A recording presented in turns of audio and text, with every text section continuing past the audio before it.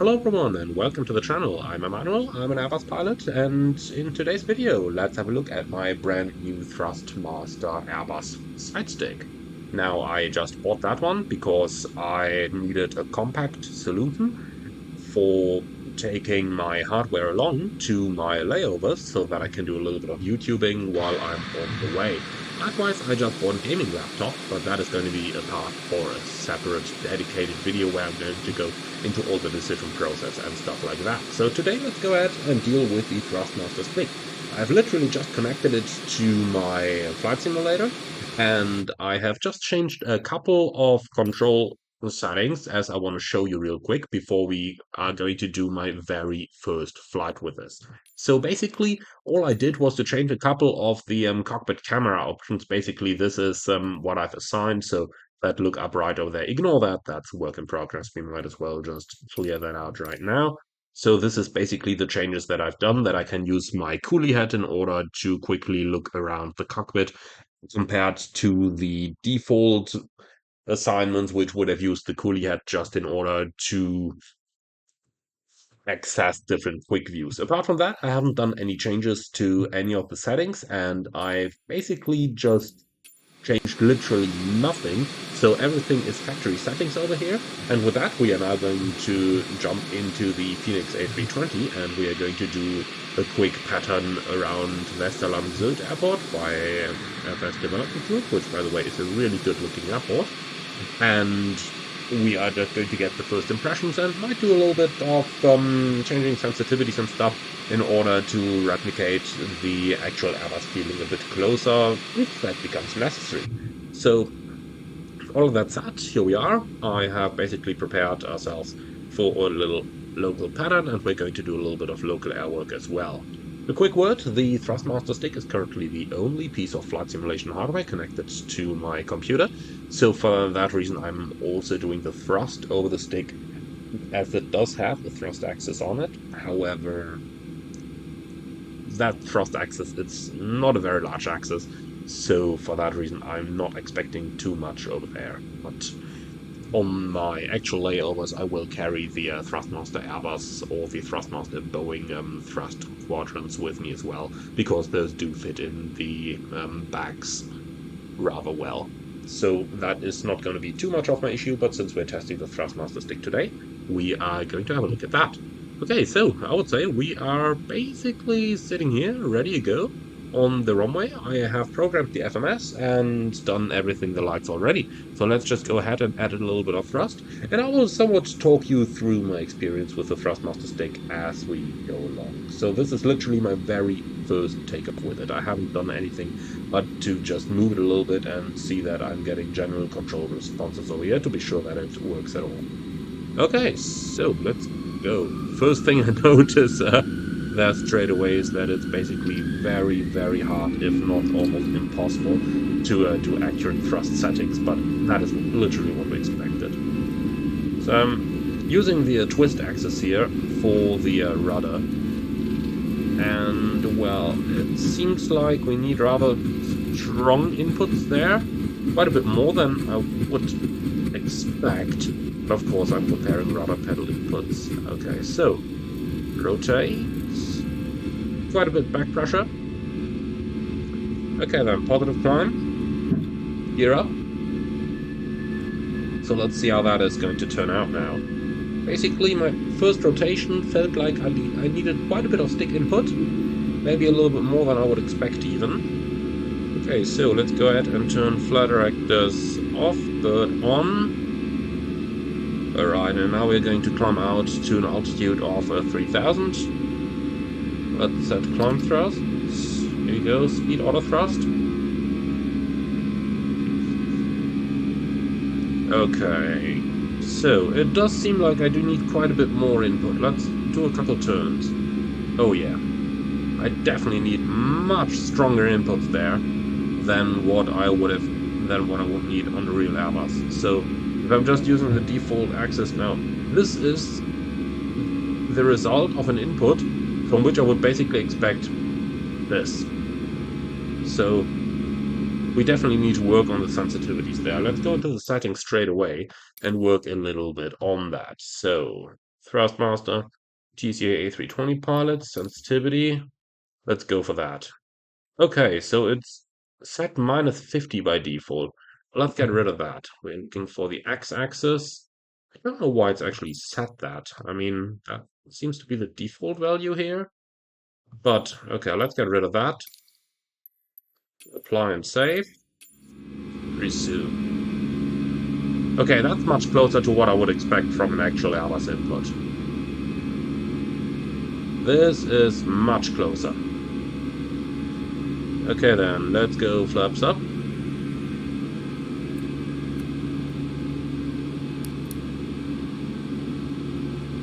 And here we go. Alright, cool. So, now let's go ahead and do a little bit of maneuvering. I did see that on the elevator axis we also have those 50% in. And I tell you what, we need to take them out. I'm not sure why they are introducing that sensitivity over here. But that is definitely nothing that we would want. So let's go ahead and get rid of that. And I will do the same on the rudder axis as well. Those -50, I really got no idea where they come from. I literally plugged the device and told it, yes, use default settings, that's it.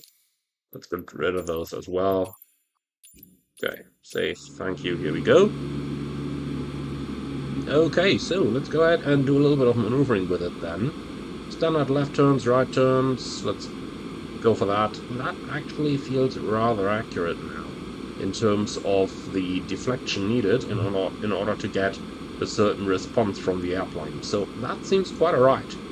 They did seem to have done a good job with that. So let's do a little bit up and down here.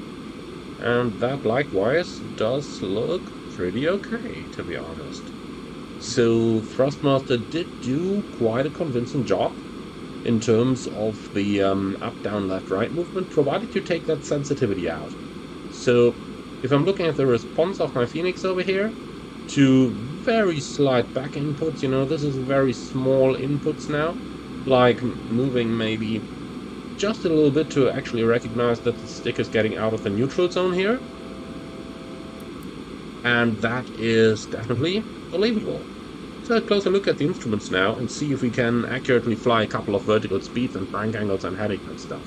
So aiming for a heading of 140.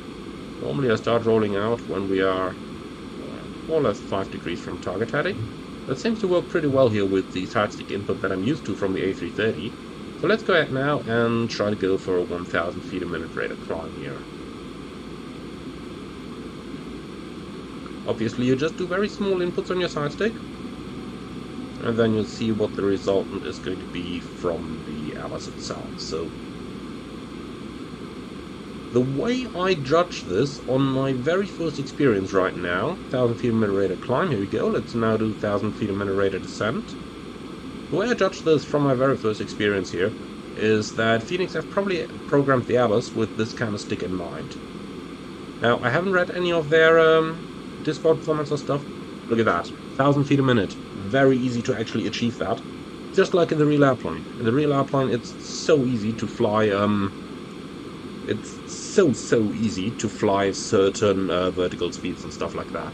Now let's just, for the sake of it, do a steep turn left and right as soon as we are level in 3000 again.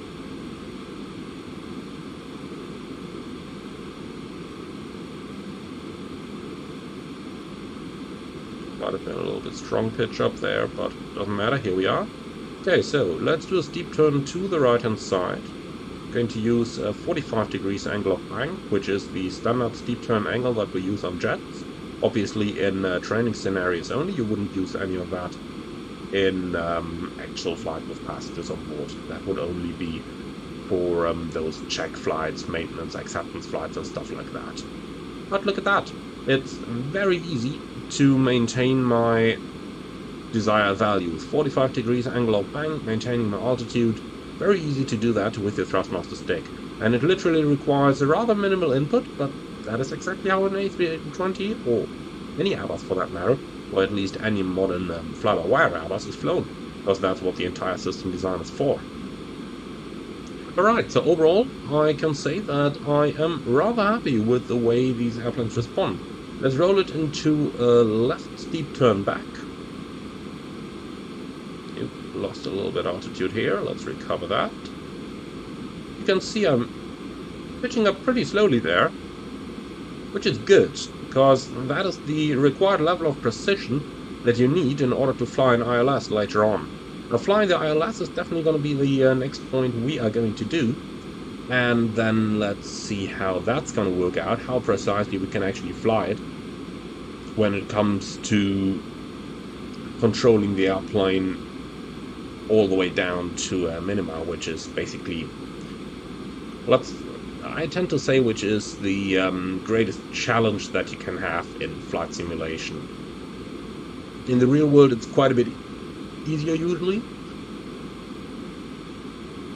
but that's obviously because the sensitivities of our flight simulator controls and stuff like that are rather limited compared to what real aircraft can do. So in the real world, when you ever have the chance to fly a real aircraft, be it a real-life Cessna 172, which you can already control a lot more precisely than what you can do with the abilities in flight simulation, or be it if you ever have the chance to actually fly an actual airliner. And I'm not talking about things like flying a full motion simulator. Yeah, full motion simulator feels a lot more wacky than the actual plane. So the actual plane, you can fly it quite a bit more stable, and it responds much quicker, it doesn't overshoot as much, things like that.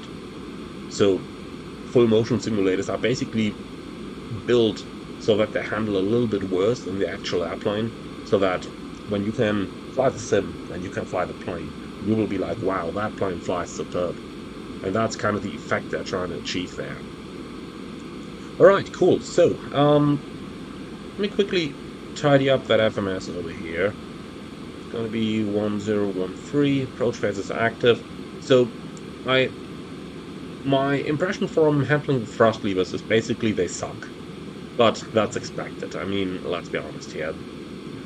You get that Airbus stick because you want that Airbus feeling in your hand, not because you want to handle both thrust levers. They need to have a thrust lever on them, obviously, but that's really just for the gaming purpose of things. And honestly, personally, I am rather happy that they do actually have them, because it means that if I want to, I can travel with less equipment, even though I will be heavily reliant on auto thrust then, but still be. Happy to accept that as a little trade-off for actually being able to take my stuff along and do a little bit of YouTubing while, well, on layovers, technically while at work, I tend to say. Obviously not an airplane, no need to talk about that. Alright, so let's go ahead and do our left-hand turn here, and then we are going to go onto the base. And then I'm very excited to see how the airplane is going to handle on the approach like that. Now obviously I am using it with 0 sensitivity right now, compared to what Fenix recommends with minus 30% on the elevator axis. So we might just about do a touch and go here, hoping that I don't do a runway excursion, and then we might just about come back and do a second approach, in which we are going to try the minus 30 recommended by Fenix, just to see how that feels like, provided that we are unhappy with the handling qualities of our first approach. But for now, all I can say is that it does need a little bit of getting used to. The stick also lies in the hand, a little bit different than the actual Airbus stick, but the overall general feeling, well, my very first impression with it was, I put my hand on it and I was like, nah, that feels different than the actual Airbus stick. But the more I'm using it, the more I'm handling it right now, I tend to say that, yeah, it does get closer. The more I'm using it, the closer it gets to the actual handling experience of the real plane. I suppose that's a fair thing to say. Alright, so we're on base right now. Let's go ahead, extend flaps 1. And as soon as the flaps are on 1 and we're about a mile from the centerline, we can start our final turn. So about 180 knots, 1 nautical mile is roughly what you need there to get the plane aligned. Okay, then let's go back to like a standard view over here.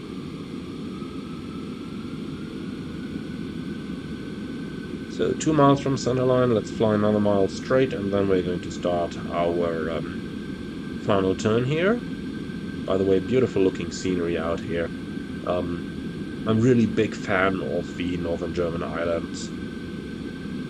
Not only because I spent a good part of my childhood in the area, because my grandparents and now my parents used to have an apartment in the area, but also just because it is generally a very nice area to fly in. A very, very nice area to fly in. Especially because there's airports on most of the islands, not all of them, but many of them. And then obviously we do have a couple of big airports in the area as well, with things like that. Oh, accidentally selected max continuous thrust there. I did absolutely not mean to do that. And now the entire thing becomes a little bit unstabilized, obviously, but correcting for that. Glide slope is coming alive over there. Zilt is located on the island immediately in front of us, and the airport's pretty much in the middle of the island. Alright, here we go. So, re-intercepting everything. Localizer alive. And the glide slope's coming in as well now. I am definitely going to keep auto thrust all the way down to touchdown. Well, or to retarding thrust levers, I should say correctly. And then let's see how that first landing is going to turn out. So here's the glide.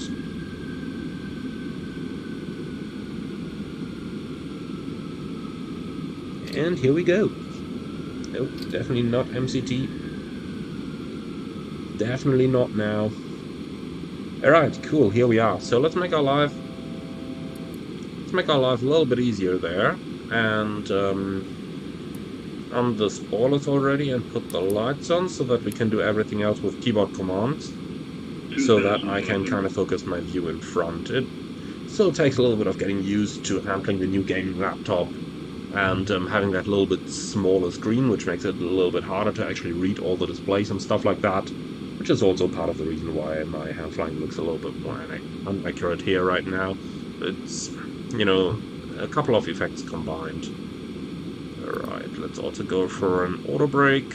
Here we go. Very good. So, I do need to zoom in a little bit in order to be able to read the displays a bit better.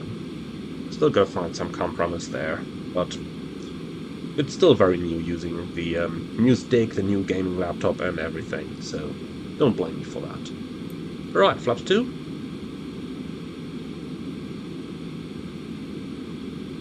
Gear down.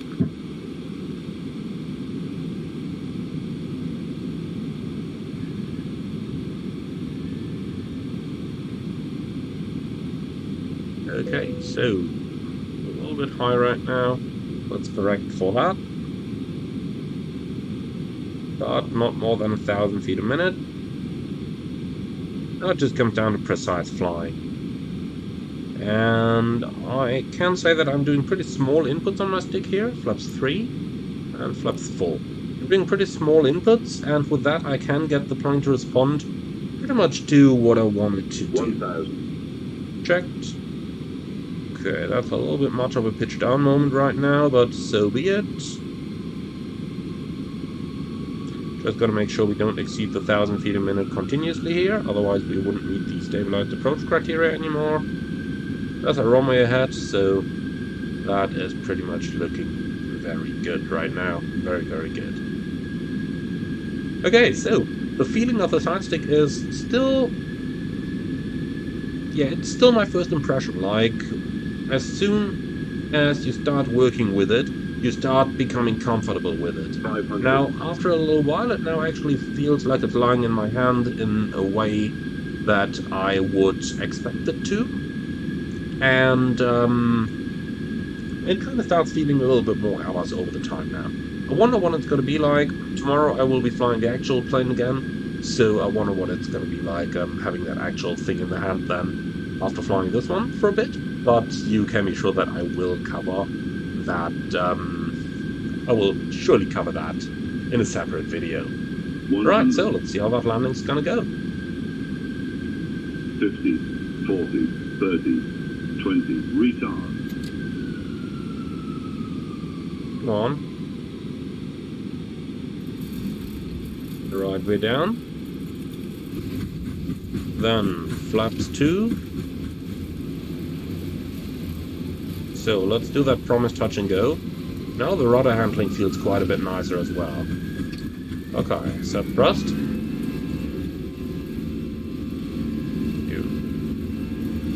Oh, we're handling difficulties here. Rotate. Oh, it's pretty close to the end, but hey. Okay, gear up. Positive rate.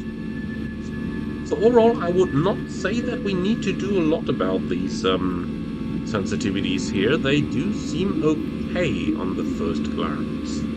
Right, let's just fly a visual pattern here that makes our work a bit easier. So over to the left.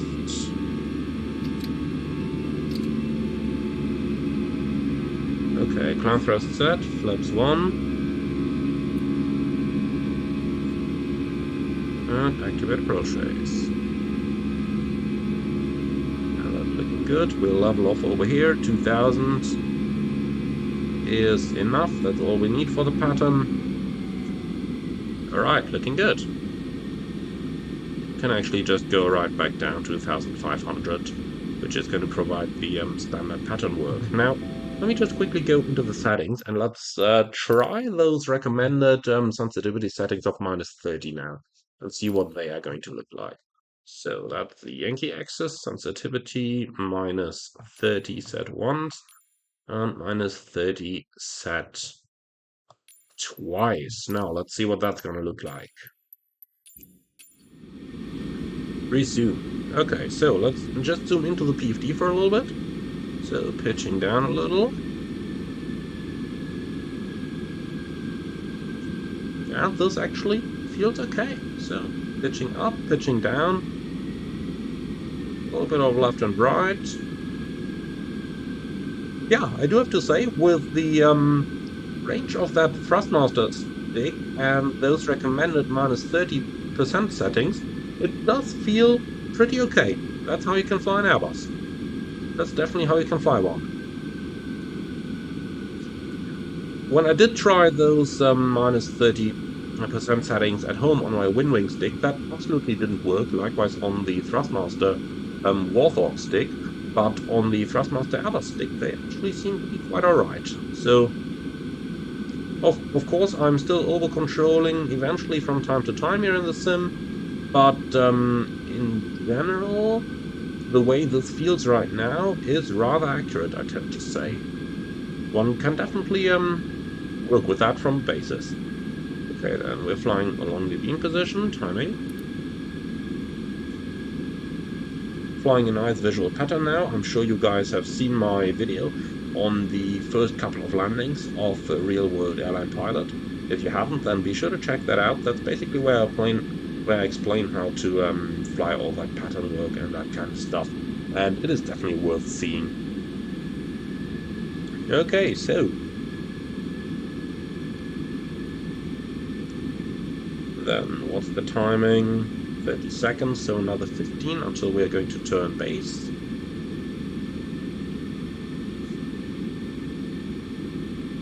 Okay, 40 seconds, flaps 2. And 45, start the base turn.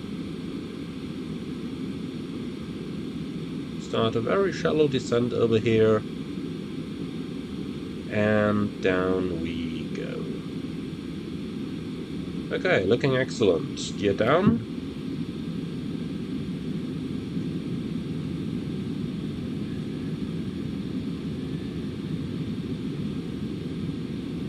So we're on the base right now.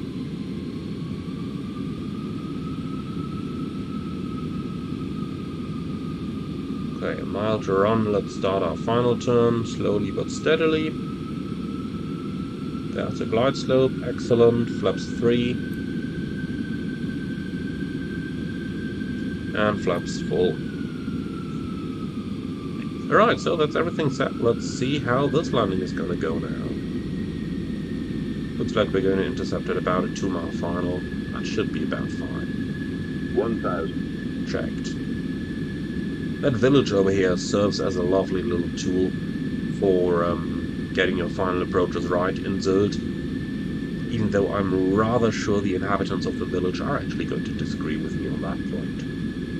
Okay, cool. So, we we are, well, on the glide slope. We are going to be on the center line by the time we pass 500 feet, so that approach is okay. Landing checklist, eco memo, landing no blue, landing checklist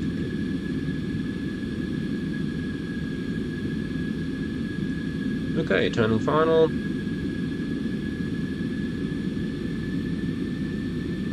And this is looking good. Alright, so with that current stick input, I tend to say the entire thing flies pretty accurately. So the minus 30% is definitely recommendable on the Thrustmaster stick. That is working pretty well, and this now feels pretty accurate. I'm pretty happy with this. I really am.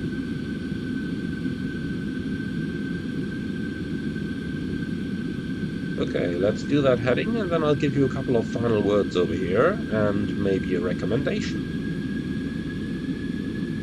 But we gotta make a good landing for that first. 100, 50, 40, 30, 20, retard, 5. Come on.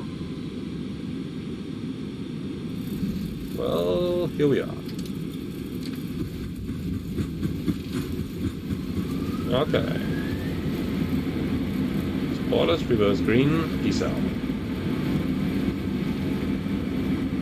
This is a short runway, my friends. And I don't think I have assigned any key to my braking yet, so, well, you should be able to make it though. That auto brake is a good auto brake. Alright, cool, so we'll just stop here on the runway. And once we are stopped, we're going to set the parking brake and then have a look into a couple of my feedback. So, let's go for it then. Thrustmaster Airbus stick. Would I recommend it? Well, in conjunction with the thrust lever, yes. Don't use the thrust lever that's installed on the stick itself. You will need some sort of a tool that provides an additional thrust lever to you, such as, for example, the Thrustmaster Airbus thrust levers. Now, those I had a little while before already. I'm going to do a separate video on them, but I don't want to take too much away from that.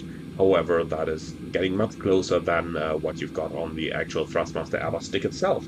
Now, the stick itself, you got to get a little bit used to how it lies in the hand at first, but once you get used to it, it actually starts to feel similar to an actual Airbus stick, even though I am somewhat looking forward to what I'm going to think about that tomorrow when I'm flying the actual Airbus again. I might just take the stick with me into the plane and then get the direct comparison, like, okay, so that's what it feels like to have that one in the hand, that's what it feels like to have that one in the hand. But that's going to be for a separate video. Now, today, with the recommended setting from Fenix there of minus 30 on the sensitivity axis and 0 sensitivity on the aileron and the rudder, we think that feel quite fine, and I could fly my Airbus with that rather accurately. Now, for the very first time using the stick at least, obviously there is quite some room for some improvement in the overall way how I'm handling the plane with the new stick, but I tend to say that's completely normal, and we're getting into that. Now, that's going to be it for today's video then. Would I recommend you to get the stick? Absolutely, in conjunction with thrust lever. So you need an additional thrust lever. Don't use that onboard thing. That is not really very good, especially since I did happen to touch the lever every now and then when I was holding the stick. Well, and that's it, guys. So thank you very much for watching.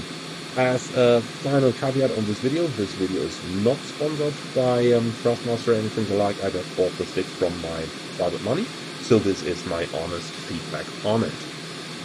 Thank you very much for watching, everyone. I do hope that you enjoyed it. If you did, do let me know in the comments below, and let me know which joystick you are using and if you're happy with it or if you are not.